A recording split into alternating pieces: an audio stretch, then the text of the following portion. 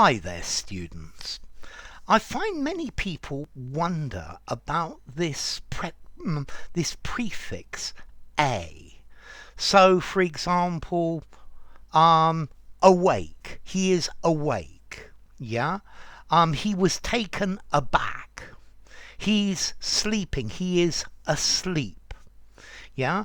A live concert. The people are alive.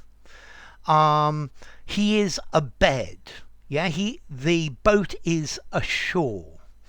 Okay, we use this a prefix to give the idea of on, in, into. So he is asleep. He is in sleep. Yeah. The boat is ashore, on the shore. And we use this a to form adjectives and adverbs from nouns. So to quiver, to tremble. The children were aquiver. They were in quivering. They were sent into a state of trembling. So they were aquiver with excitement. Something is afoot. It's happening. It's on foot. It's going on. Okay, and this is the idea. Alive, in life, and that's how it's used. So we use this very often for on, in, into. It can also represent off or from. So afresh, akin, anew, abreast. Yeah. So we need to do this anew, from new.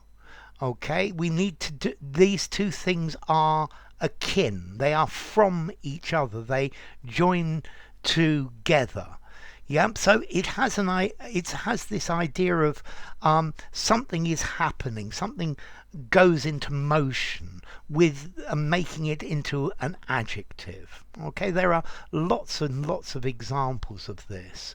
Yeah, let's see. Yeah, it is a long ways off. It is still a way till we get there. It's still a distance till we get there.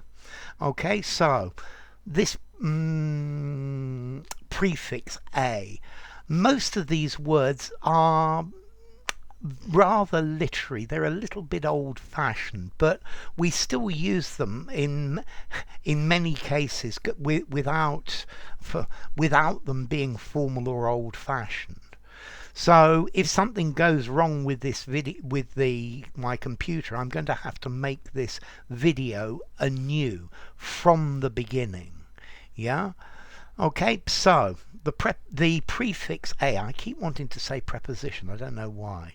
Yeah. It's a prefix and it's an inseparable particle. Yeah.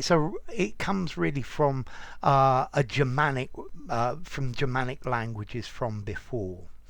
So, enough. If you enjoyed the video, give it a rating, subscribe to my channel, and I will see you soon. Bye for now. The prefix a.